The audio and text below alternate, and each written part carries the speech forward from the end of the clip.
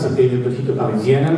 Ah oui, c'était une petite Parisienne, oui, qui avait de grandes familles, quand même. Son grand-père était avocat au Conseil d'État à la Cour de cassation à Paris, donc elle était d'ailleurs proche de l'Arc de Triomphe, c'était prémonitoire peut-être, hein, proche de l'Arc de Triomphe à Paris, donc voilà. Puis après, elle est venue, à partir de 1904, ils sont venus, toute la famille est venue habiter à Praviel, à Émargne.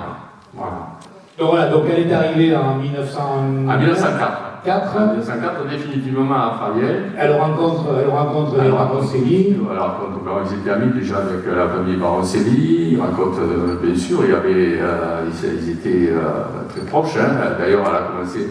Mais si tu veux, elle a fait ses premières armes à Praviel avec une doublette de 1906 qui avait été achetée par sa mère, Bichette. Et donc, elle a commencé à avoir ce contact avec le taureau, puis après avec les taureaux de Baroncelli, jusqu'en 1907, la malade du marquis de Baroncelli est venue passer des hivers dans la cour de Praviel. Sur la cour de Fonfon. Et après, adolescente, elle s'est dit, moi, mon métier, ça va être... Et après, bon, la passion, il y avait son frère aussi, Pierre, qui était passionné aussi, autant qu'elle, avec Charles aussi, hein, tous les trois, c'était le fer de lance, si tu veux, de la passion camarguaise, donc dans la famille. Et donc, à partir de 1920, Madame Guillerme a décidé, comme ses enfants étaient passionnés de taureaux et de chevaux, enfin, voilà, parce que Fonfon, depuis des années, elle faisait les brigades, les bandides, avec les rénaux, entre autres. Imaginez, en 1920, aujourd'hui les femmes se plaignent. Imaginez en 1920, avec les Rénault, les Baroncelli, parisienne, plus à Camargue.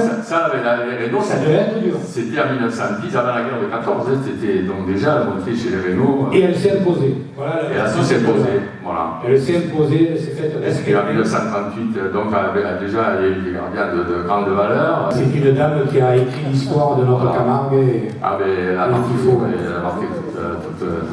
plusieurs générations d'aficionats et de passionnés de tout terrain. Alors, vous voyez ces soirées-là qu'on fait, là, le cinéma, c'est notre cinéma. Parce que si nous on ne le fait pas, ça, personne ne le fera. Il ne faut pas attendre à Paris ou je ne sais pas où, une telle chaîne de production s'occupe des espéliques de Fonfon. Non, c'est fini. Si, ils ont montré la télé parce que c'était exceptionnel. Elle avait été femme de l'année de l'agriculture, je crois, une année. Oui. Et puis, à 90 ans, elle montait à cheval.